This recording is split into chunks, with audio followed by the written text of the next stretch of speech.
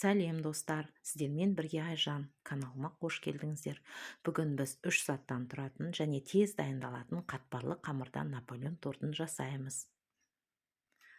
Қатпарлы қамырымызды алып, осылай әдемі қылып жайып аламыз.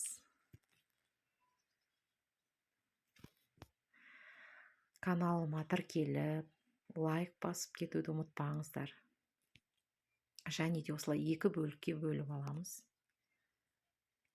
2 бөлікке бөлінген қамырымызды алып, пергамент қағаздың үстіне салып, пешімізге 180 градусқа 30 минутқа салып аламыз. Енді кремін дайындауға кірісеміз. Бізге қоюлатылған сүт 350 грамм және де бөлме температурасында тұрған жұмсақ май керек 150 грамм. Екеуін жақсылап миксермен араластырамыз, әппақ түске енгенше. Осылай әдемі қылып араластырып аламыз.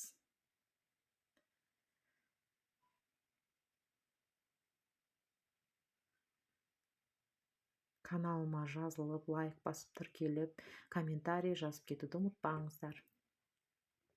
Дайын болған қатпарлы қамырымызды алып, бетіндегі қатысын вилкамен үгітіп аламыз. Содан соң қолымызбен үгітіп, бетіне себуге дайындап қоямыз. Ол жерімен де түспей қалған екен. Осылай әр бөліктерге бөліп шығамыз. Жаңа қамырымызды алып, ортасына дайындаған кремімізді осылай рет-ретмен жағып шығамыз. Ең бетіне осылай әдемі қылып сеуіп аламыз. Әдемілік үшін 5 сағатқа холодильникке қойып аламыз.